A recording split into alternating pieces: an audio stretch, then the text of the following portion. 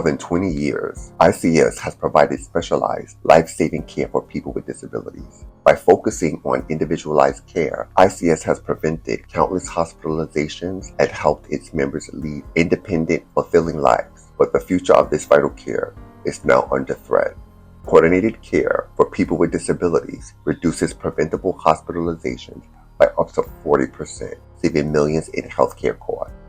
I'm a true ICS member, and when it was strictly just ICS, we got everything we needed. Program for people with disabilities should look like independence, freedom, justice, and equality for all.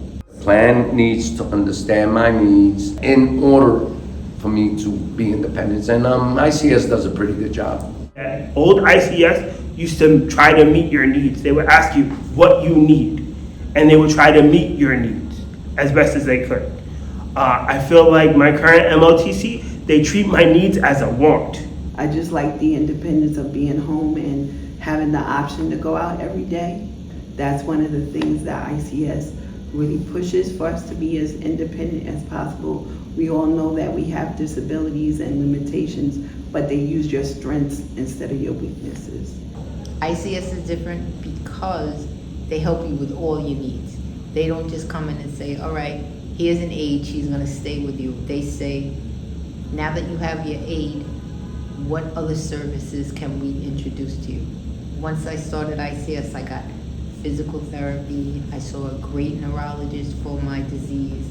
I got supplies when I needed it, and assistance in getting things within my own community.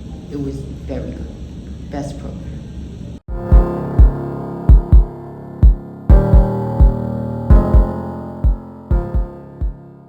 ICS's approach goes beyond basic care. They understand that for people with disabilities, every small detail matters, whether it's gathering the right mobility equipment or receiving home care on time. ICS anticipates its members' needs before they become emergencies. This approach has kept countless people out of hospitals and ensured that they can live with dignity. But now, with threatening cuts to critical care, the life-saving services that ICS provides is under threat. Without the proactive, specialized support that ICS offers, people with disabilities will be forced into hospitals for conditions that could have been prevented with proper care.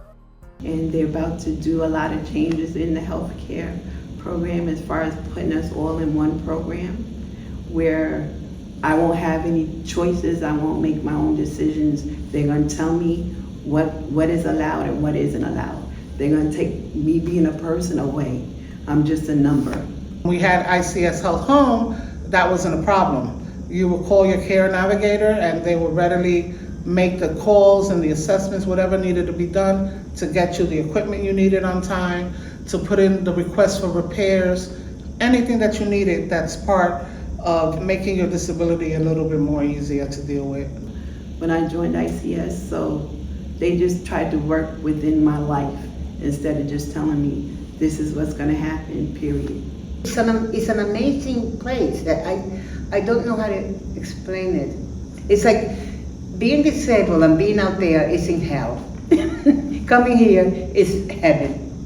ICS has helped me to become a more vibrant person. ICS has helped me to become a person to be able to deal with my own disabilities, my own illnesses. If you take away what I need in my life from my needs and you say I don't need it or you can't afford to give it to me, you're killing me. You're messing with my quality of life. ICS isn't just a healthcare provider, it's a lifeline for people with disabilities. ICS has proven that specialized care saves lives and cuts costs. But without support, this life-saving care is at risk. New York's failure to adequately fund specialized services like ICS will increase costs due to unmanaged conditions.